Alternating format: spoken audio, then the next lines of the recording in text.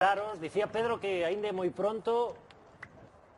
Vou vos preguntar os tres, pero son 7 xornadas e non acaba de arrincar o Compostela, un equipo que a priori non vou decir que era equipo para loitar polo playoff, pero era equipo para estar entre os 6-7 primeiros.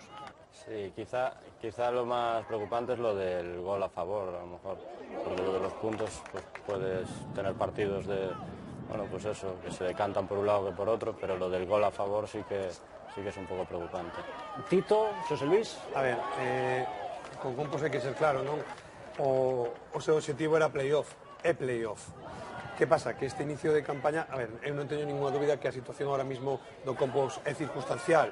A única pregunta que podes facerte é se a diferencia de puntos que lle están metendo de arriba logo vai a poder recuperarla. Esta película xa vimos a temporada pasada. Sí. Por eso. E non o conseguiu. Por eso, é o problema, non? Agora vai tocar remar, Claro. remar, está menos 10, seguramente chegue con moito traballo estar menos 3, pero iso é un desgaste enorme. Non que vai a estar aí abaixo, porque está claro que ca plantilla que ten, cos medios que ten, non é posible, non?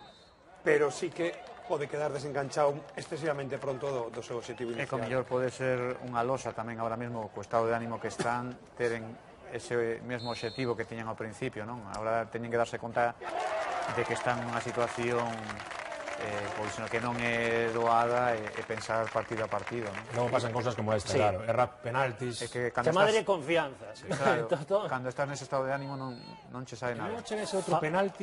Sí, para min non é penalti. O vexo moi mal eu, é que non vexo absolutamente nada. Claro, é que logo, mira, o pobre Somozas, o pobre Compos, equipos que ainda encima están en situación tal, pois claro, estos arbitraxes tampouco elevan a moral. Pois este é a diferenza, falla un penalti Jordan, que ademais estaba ben tirado, porque hai que recoñecelo, non é de mérito do porteiro, un paradón extraordinario do porteiro do Valladolid, e no minuto 83 si marca o Valladolid o seu penalti, despois o Compostela tirouse cara arriba e o contragolpe aproveitou o Valladolid, pero un 2-0 nun partido que tranquilamente ou noutro momento de temporada tería rematado 0-1 e con triunfo do Compostela. Bueno, así son as xeiras e non é doado tampouco